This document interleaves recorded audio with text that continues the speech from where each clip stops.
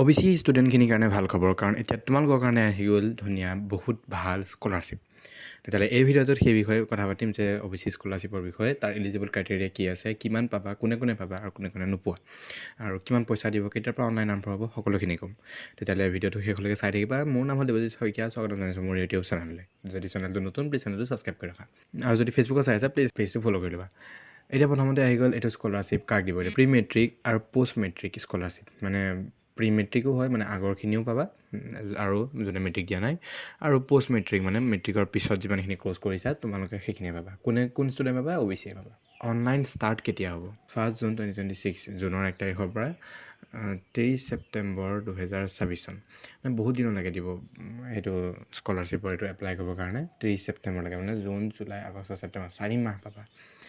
4 মাহৰ ভিতৰত তোমালোকে এপ্লাই কৰি থৈ দিবা। এতিয়া ক'বলৈ যাওঁতে প্ৰি মেট্ৰিকখিনি কোনখিনি কনচিডাৰ কৰিছে, মানে কি ক্লাছ 9 আৰু ক্লাছ 10 এই দুটা হেৰিক মানে প্ৰি মেট্ৰিক হিচাপত কনচিডাৰ কৰিছে, তোমালোককো ইয়াৰ অনুদান দিব।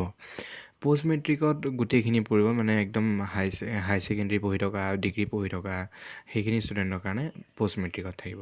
কি দিছে, যোনখিনি পষ্ট মেট্ৰিকত পাবা, মানে এইখিনি ডিগ্ৰী বা PG লেভেল প্ৰফেচনেল ক'ৰ্চ যদি কৰি আছা, তেতিয়াহ'লে ইয়াৰলি এলাউৱেঞ্চ, মানে একাডেমিক এলাউৱেঞ্চ প্লাছ টিউশ্যন ফি দুইটা মিলাই পেলাই তোমালোকক কিমান দিব, 20,000 টকা দিব। 20,000 টকা প্ৰতি বছৰে দিব।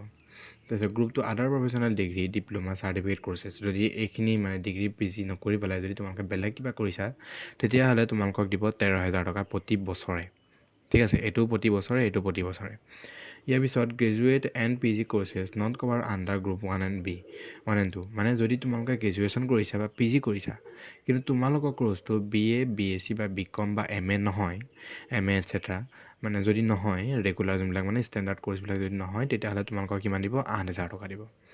তাৰপিছত গ্ৰুপ 4 পষ্ট মেট্ৰিক বা নন ডিগ্ৰী ক'ৰ্চেছ, মানে ক্লাছ 11, 12 আৰু ITI তেনেকুৱা টাইপৰ ক'ৰ্চখিনি যদি কৰিছা, প্ৰতি বছৰে তোমালোকক দিব। এনেকুৱা যদি ক'ৰ্চ কৰিছা তেতিয়া তোমালোকক প্ৰতি বছৰে দিব 5,000 টকা। ঠিক আছে, তাৰপিছতে ইয়াত কি হ'ব লাগিব, তোমালোক মানে অনলি বেকৱাৰ্ড ক্লাছেছ, মানে যোনটো OBC চাৰ্টিফিকেট আছে ছাৰ, OBC মানে NCLখন হ'লে বেছি ভাল, NCL এপ্লাই কৰি ল'বা। আৰু যদি তোমালোকে এপ্লাই কৰা নাই, যে মোক কণ্টেক্ট কৰিবা, মই ধুনীয়াকৈ এপ্লাই কৰি দিম। অনলি আদাৰ বেকৱাৰ্ড ক্লাছেছ, মানে OBC কাৰণে এইটো, আৰু বা ইকনমিকেল বেকৱাৰ্ড ক্লাছেছ বুলি কোৱা হয় EBC, আৰু ND-NOFID বা nomadic and semi nomadic tribes, এইখিনি বাৰু ইমান ইম্পৰ্টেণ্ট নহয়, এটাই জানি থোৱা আপোনালোকে OBC কাৰণে। Pre matric the student should be studying in class 9, 10 or on a full time basis in the government schools only. কোনে পাব, যোনখিনি ষ্টুডেণ্টে 9, 10 পঢ়ি আছে কিন্তু অকল গভৰ্ণমেণ্ট স্কুলত, এইটো গভৰ্ণমেণ্ট স্কুলত 9, 10 পঢ়ি থকা ষ্টুডেণ্টখিনি ফুল টাইম বেচিছত তেওঁলোকেহে মানে এই স্কলাৰশ্বিপটো পাব। ইয়াৰ আৰু এটা মেইন আছে, যদি তোমালোকৰ ফেমিলি ৰেষ্ট্ৰিকশ্যন কি আছে, only 2 boys of the same parent বা guardian will be entitle to receive scholarship. Only 2টা ল'ৰাইহে, মানে যদি তেওঁৰ মাক দেউতাকৰ 3টা ল'ৰা আছে, তাৰে 2টাইহে পাব, চবেই নাপায়, মাত্ৰ তাৰে 2টাই পাব। তাৰপিছত দিছ ৰেষ্ট্ৰিকশ্যন উইল বি হাউএভাৰ নট এপ্লাইবল, এইটো মানে ছোৱালীৰ কাৰণে নহয়, অকল ল'ৰাৰ কাৰণে। যদি পৰিয়ালত ধৰা 3জনী ছোৱালী আছে, তেতিয়াহ'লে 3জনী ছোৱালীয়ে পাব OBC চাৰ্টিফিকেট, OBC স্কলাৰশ্বিপ। কিন্তু ল'ৰাৰ ক্ষেত্ৰত আকৌ 2টা ল'ৰাইহে পাব, 3টা ল'ৰা থাকিলে 3টাই নাপায়, অকল 2টাই পাব।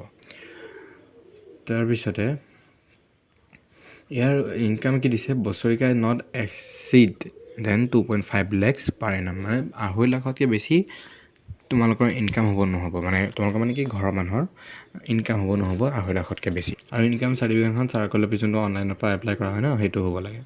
আৰু তোমালোকে যদি এপ্লাই কৰিব বিচাৰিছা, তেতিয়াহ'লে মোক যোনটো নম্বৰ দি আছে, নম্বৰটো কণ্টেক্ট কৰিলে হ'ল, ধুনীয়াকৈ ঘৰতে বহি এপ্লাই কৰিব পাৰিবা, কোনো কষ্ট নোহোৱাকৈ। খালি ভিডিঅ'টো ইমানেই, যদি ভিডিঅ'টো ভাল লাগে প্লিজ চেনেলটো ছাবস্ক্ৰাইব কৰি লোৱা, আৰু পাৰিলে ভিডিঅ'টো লাইক কৰি দিবা। ধন্যবাদ।